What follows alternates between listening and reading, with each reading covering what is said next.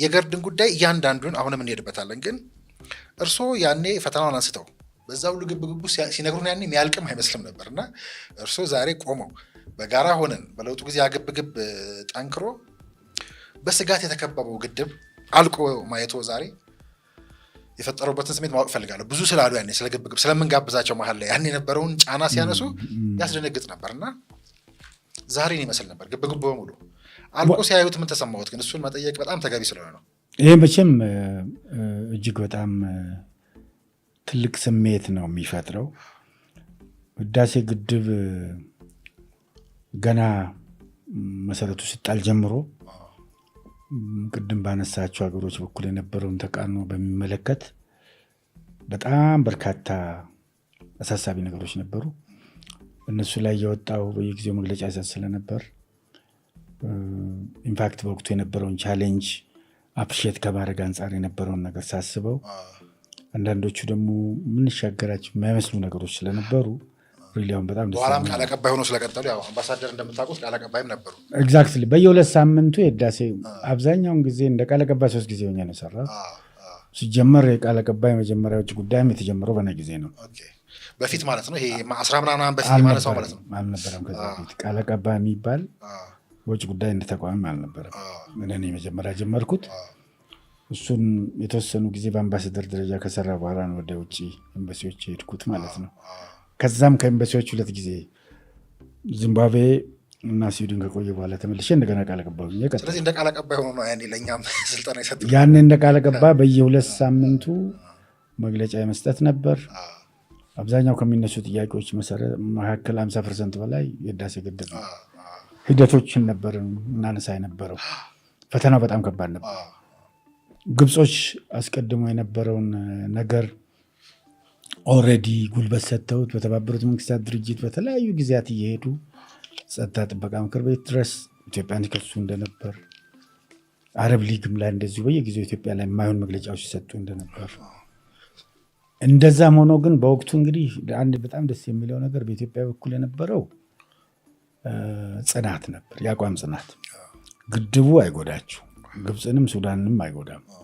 እንደማይጎዳችሁ ለማረጋገጥ ደግሞ እስቲ በጋራ እናጥና ብለን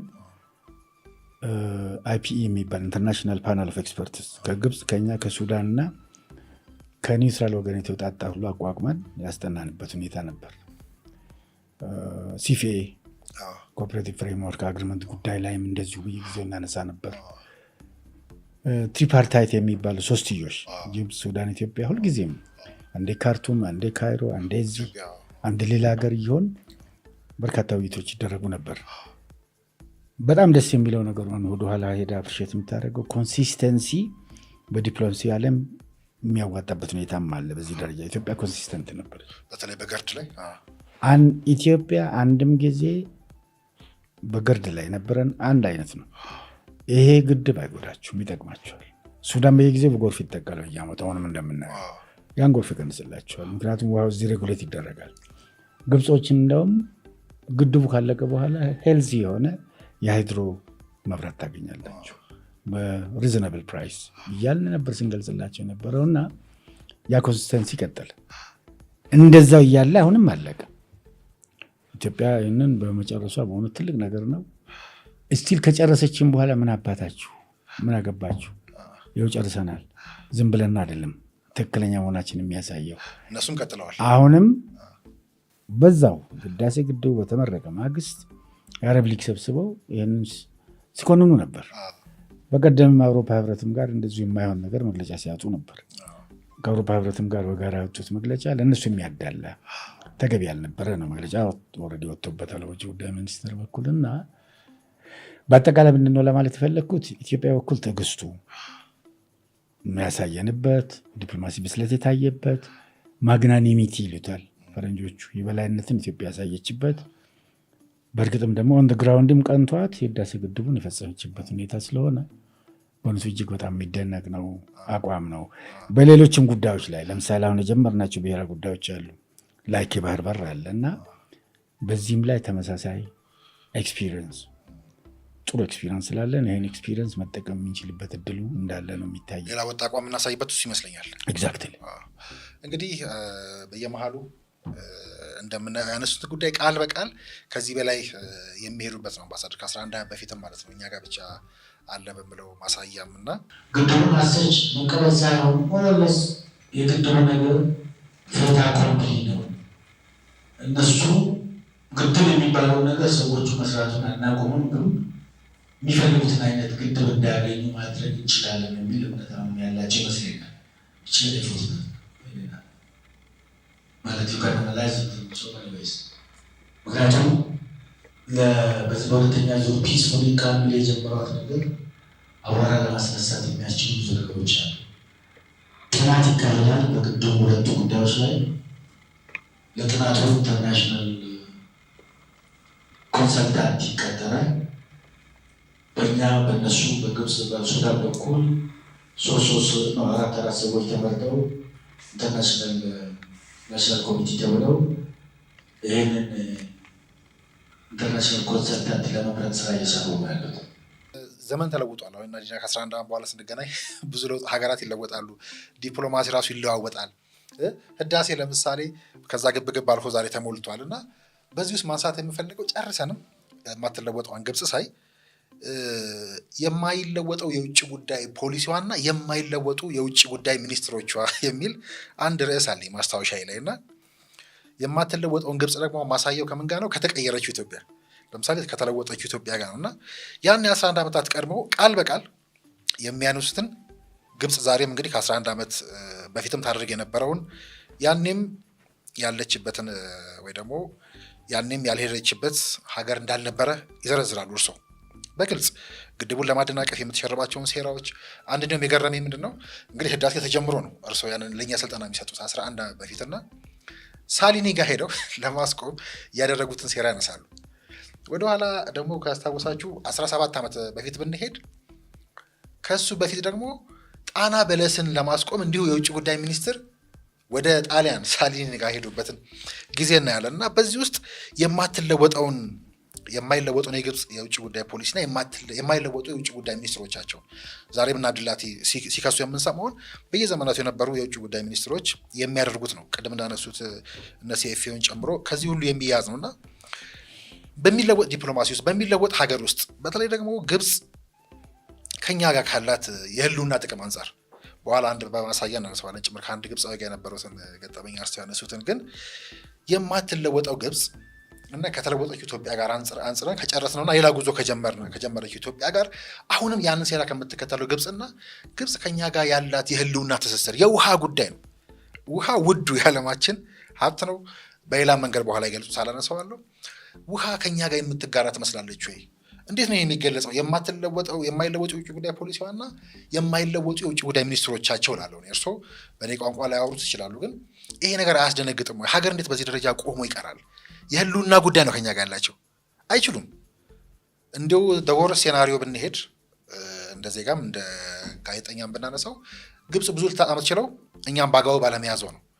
ይሄ ዝም ብሎ የሚጠነቀል አያስደነግጥም? ይሄ የማይለወጠው የግብፅ የውጭ ጉዳይ ፖሊሲ በተለይ ከኢትዮጵያ ጋር እሱ ነው አንፎርቹኔት። በጣም የሚያሳዝነው ነገር እሱ ነው። ምንድን ነው መነሻው ብለህ ካልከው ስነ ልቦናዊ ነው ወይ የእውቀት ማነስ ነው ወይ ምንድን ነው ችግሩ? እውነትም እንደው የሚሉት አይነት የጥቅም ስጋት ነው ወይ የሚለው ቀላቅለ ስታየው በእውነት በጣም አስቸጋሪ እንትን ነው። ውሸትም አለ፣ በቀይ ባህር ላይ እኮ ውሸትም አለ። ለምሳሌ በርካታ ውሸቶች ሲፈበረኩ ነበር በዚህ በአባይ ውሃው እነሱ ናይል በሚሉት ላይ። አንዱ አለግባብ ህገወጥ ነገርም አለ። ለምሳሌ ከህግ አንጻር ስታየው የሁለቱ የቅኝ አገዛዝ ስምምነቶች 50% ለግብፅ ሰጥቶ ለሱዳን የተቀረው ሰጥቶ 1959 አዎ ህጋዊ አይደለም። ኢትዮጵያን አይመለከትም። ምክንያቱም ኢትዮጵያ እዚህ ውስጥ የለችም፣ አልፈረመችም፣ የለችበትም ማለት ነው። ነገር ግን ይህንን የፈረሙላቸውም እኮ ውሃው የማይጋሩት እነ እንግሊዝ ናቸው። እንግሊዞች ቅኝ ገዢዎች ስለነበር የቅኝ ገዢ ውል ነው። በቅኝ ግዛት ውል ኢትዮጵያን ማስገደድም ራሱ አግባብነት የሌለው ኢሞራላዊ ነው። ቅኝ አገዛዝን ባወገዘ ዓለም ውስጥ ይህም ራሱ አስኮናኝ ነው። ሁለተኛ ውሸቶች አሉ። ለምሳሌ የአውሮፓ ሀገሮችን በተለይ ሰብኮ የነበረው ሲዋሹ የነበረው ግብፅ ከ100 ሚሊዮን ህዝብ በላይ ያላት ይሄ ውሃ ብቻ ነው። ለምሳሌ የምድር አንደርግራውንድ ወተር አላቸው የተረጋግጧል፣ እንደሌላቸው ነው ግን። ሁለተኛ የባህሩ ውሃም አለ፣ ቀይ ባህርም አለ፣ ሜዲተራኒያን አጥርተው መጠቀም ይችላሉ። ምንም እንደሌላቸው ምንድነው አውሮፓ ሀገሮችን የሚሏቸው? ይህ 100 ሚሊዮን ህዝብ በላይ የሆነው ህዝብ ይጠማል፣ ይህም ብቻ ነው ያለው። እናንተ ጋር ተሻግሮ ኢንቬድ ያደርጋቸዋል፣ መሬታችሁን ይይዛል፣ እናንተን ያጥለቀልቃል እያሉ ያዋሿቸዋል። ፈረንጆቹ እንደዚህ እኔ ካይሮ አምባሳደር ሆኜ ስለሰራሁ እዛም ይሄን ሲነግሩን ነበር። እነዚህ ሰዎች እኮ ከተራቡ እኛንም ኢንቬድ ያደርጉናል ብሎ ያለኝ ሰው አለ፣ የአንዱ የምዕራብ ሀገር ዲፕሎማት ማለት ነው። ይሄም አለ። ቀደም ሲል ደግሞ ውሸቶች ነበሩ። ለምሳሌ ድሮ ግብፅ ናይል ናት፣ ናይል ግብፅ ናት፣ ይሄ ውሃ ግፋብል ከዚህ ሱዳንና ግብፅ ወሰን ላይ ነው የሚፈልቀው፣ 90% ከኢትዮጵያ ይፈልቃል የሚለውንም ነገር ሲደብቁ ቆዩ። ተገደው ግን እኛ ህዳሴ ግድብ ስንጀምር ጀመሩ። ከዛም በኋላ በአጠቃላይ በኢትዮጵያ በኩል ኮንሲስተንት የሆነውን አቋም ያለመስማት፣ ያለመቀበል፣ የመካድ ነገር ነው የነበረው እና በርካታ ተንኮሎችንም ይሰራሉ። የኢትዮጵያን ውስጥ ክፍተቶች ለማስፋት ለመጠቀም በታሪክ የተመዘገቡ በርካታ ውስጥ ጣልቃ ገብነቶችም አለ የምናውቃቸው፣ ያውቁታል። እንግዲህ ወደ በኋላ የሚችን ነገር በፍጹም ሊያቆሙ አልቻሉም። ይሄ እንዳልከው ኮንሲስተንት የሆነ አፍራሽ አቋም ለእነሱም የማይጠቅም ይጠቀሙ የነበረው ይልቁንስ ከኛ ጋር ቢተባበሩ ነው። ይጠቀሙ የነበረው አብረን ብንሰራ ነው። እኛ የተፋሰሱ ሀገሮች በሙሉ አብረን እንጠቀም የሚል በሲፌ ውስጥ ያለውን ፍሬምወርክ፣ በሲፌ ውስጥ ያለውን መንፈስ ስራ ላይ መዋል እንፈልጋለን። አብዛኞቹ ደግሞ ፈርመውታል። ተግባራዊ የሚያደርገው 6 የሚሆኑ ሀገሮች ፈርመዋል። የቀሩት እነሱና ሱዳን ብቻ ናቸው። ሱዳን እንግዲህ ራሱ ችግር ውስጥ ነው ያለው። አሁን ባለው ሁኔታ ኮንሲስተንት የሆነ እንትን ሊኖረው አይችልም ይሆናል። እነሱ ግን መፈረም ሲችሉ፣ መጠቀም አብረን ስንችል፣ ናይል የትብብር ምንጭ መሆን ሲችል፣ ናይል የግጭት ምንጭ፣ የጥርጣሬ ምንጭ፣ የሽብር ምንጭ እንዲሆን እያደረጉ ያለበት ሁኔታ እውነትም እንደው ፈርዶባቸው ነው እንጂ የሚጠቅማቸው እንዳልሆነ በደንብ እየታየ ነው ያለው። ውሃን የሚያክል ውድ ነገር ምንጋራ አንመስልም። በዚከሊ ይህንን እየተጋራ ነው ያለ ነው። የውሃ ደግሞ 90% የሚመጣው ከኢትዮጵያ ነው። ኢትዮጵያ ይህን የመጠቀም ደግሞ ናቹራል መብት አላት፣ ህጋዊ ነው፣ የተፈጥሮ መብትም አላት። ምክንያቱም ከጓዳዋ ነው የሚወጣውና ይቺን ነገር ከግምት ያለመስገባትና ይቺን ነገር ዝም ብሎ የማለፍ በላውሳስ አንዳንድ የማይሆን ነገር የመስበክ ነገር ውስጥ ነው ያሉት። እንግዲህ ይቺ የህልም ዓለም ውስጥ የሚኖሩ ነው ይመስለኝ። ይሄ የግብፅ የውሃ ፖለቲካ የተኛ ነገር አይደለም። ያንቀላፋ ሊሆን ይችላል፣ ግን ሊተኛ የሚችል አይደለም። ሰዎቹም ጉልበታቸውን እንደ እግር ኳስ እያጠራቀሙ እረፍት እየወሰዱ ወደ ጨዋታ የሚመለሱበት ሁኔታ ነው ያለው። ያኔም ቃል በቃል ይላሉ። እንዲሁም ካይሮ ለሆነ ጉባኤ ሄደው ይመስለኛል እና ከአንድ ግብፃዊ ጋር እያወሩ አስገራሚ ወግ ነበሩት እና ቁጭ ብለው ይመስለኛል ናይልን እያዩ ወንዙን እና ይሄ ከየት ነው የሚመጣው ምናምን ወንዙ ብለው ሲጠይቁት የመለሰሎት መልስ አለ እና እርስዎም በኋላ እንዲሁም ትንሽ ቆጣ ብለው ከ47 በላይ የእናንተ ኃይል ከኛ ነው የመነጨው ሲሉት፣ አይ ከየት ነው ሲሉት ከአስዋን ብሎ ፕሮፌሰር ነው የገረመኝ ነገር ያስታወሱት። ይሄ ዲፕሎማት ሁኜ ነው። ግብጾች ጥሩ የዲፕሎማቲክ ኢንስቲትዩት አላቸው። ለአፍሪካ ሀገሮች ነፃ ስልጠና እድል ይሰጣሉ። ለእኛም ሰጥተውን በአጋጣሚ ከውጭ ጉዳይ ሄድኩኝ እና ውሃው ላይ ሆነን ነው። ውሃው አክቹዋሊ ካይሮ ለሁለት ይከፍላል። ባህር ነው የሚመስለው። መቼም እንደ ኢትዮጵያዊ ይሄ ውሃ 90% አገሩን እንደሚፈልቅ ሰው ዜጋ በጣም ነው የምታስበው እዛ። ምክንያቱም በጣም ያምራል። እኔ ከሰውዬው ለመግባባት ነው። ይሄ ውሃ እኮ የሚመጣው ከሀገራችን ነው። እናንተ እኮ ከአንድ ውሃ ነው የምንጠጣው። በደማችን ውስጥ ያለው አንድ አይነት ውሃ ነው አልኩት። በፍጹም አለ። ለምን ውሃ ይሄ ውሃ አልኩት። ይሄ ውሃ እኮ 90% ከኔ ሀገር ነው የሚመጣው ስለው ወዲዩሜኝ ገረመው። ባይ ዘ ወይ ጀኑን ነው እሱ እንደተረዳው ነው እንጂ ውሸቱን አይደለም። ሲቪክ አይደሉም ይሏቸዋል። በቃ ኦልሬዲ አይሆንም አለኝ። ቶ ምናምን አለኝ። አይ እንግዲህ ካልገባ ተው አልኩትና በልቤ እንግዳው ስለሆንኩ እዛው እሱ ነው እንግዲህ እኛን ሲያስተናግድ የነበረው። በውሃው ላይ ያላቸው እንትን የተዛባ አመለካከትም ነው፣ የተዛባ ትርክት ነው ያለው።